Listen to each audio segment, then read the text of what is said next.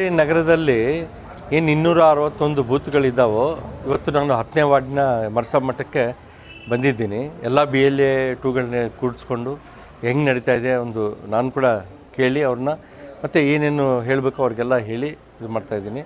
ನನ್ನ ಜೊತೆಗೆ ನಮ್ಮ ಕಾರ್ಪೊರೇಟ್ರು ಇದ್ದಾರೆ ಮತ್ತು ನಮ್ಮ ರಮಣ ಎಲ್ಲರೂ ಇದ್ದಾರೆ, ನಮ್ಮ ಎಲ್ಲ ನಾಯಕರು ಕೂಡ ಇದ್ದಾರೆ ಎಲ್ಲರೂ.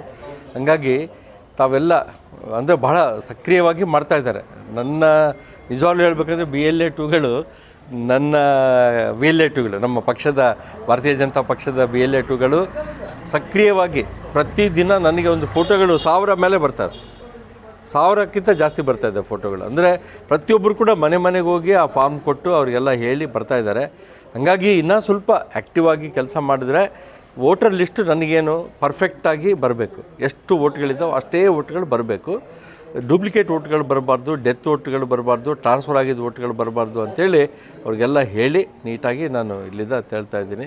ಎಲ್ಲರ ಜೊತೆಗೆ ಇನ್ಸ್ಟ್ರಕ್ಷನ್ ಕೊಟ್ಕೊಂತ ಡೆವಲಪ್ಮೆಂಟ್ ಮಾಡ್ಕೊತ ಇದು ಪರ್ಫೆಕ್ಟಾಗಿ ಆಗಬೇಕು ಅಂತ ಒಂದು ಉದ್ದೇಶದಿಂದ ನಾವು ಮಾಡ್ತಾಯಿದ್ದೀವಿ. ಎಲೆಕ್ಷನ್ ಕಮಿಷನ್ ಪ್ರಕಾರ ಒಬ್ಬ BLO ಕಂಪಲ್ಸರಿಯಾಗಿ ಜೂನ್ 30ರಿಂದ ಜುಲೈ 29ರವರೆಗೆ ಕಂಪಲ್ಸರಿ ಒಂದು ಮನೆಗೆ 3 ಸಾರಿ ವಿಸಿಟ್ ಮಾಡಬೇಕು. ಒಂದು ಸಾರಿ ಎನ್ಯುಮರೇಷನ್ ಫಾರ್ಮ್ ಕೊಡಬೇಕು, ಒಂದು ಸಾರಿ ಫಿಲಪ್ ಮಾಡಿದಾರಾ ಇಲ್ಲ ಅಂತ ನೋಡಬೇಕು, 3ನೇ ಸಾರಿ ತೊಗೊಂಡು ಬರಬೇಕು ಫಾರ್ಮ್, ಅವ್ರ ಕೈಯಿಂದನೇ ತರಬೇಕು. ಬೇರೆ ಯಾರೋ ಹೋಗಿ ಕೊಡ್ತಾರೆ, ಒಂದೇ ಕಡೆ ಕುಂದಿಸ್ಕೊಂಡು ತೊಗೊತಾರೆ ಅಂತಂದರೆ ಅದು ಎಲೆಕ್ಷನ್ ಕಮಿಷನ್ ವಿರುದ್ಧ ಆಗುತ್ತೆ. ಅದ್ರ ಮೇಲೆ ಕಂಪ್ಲೇಂಟ್ ಮಾಡಿ ಟೋಟ್ಲಿ ಇದು ಮಾಡ್ಬೋದು ನಾವು.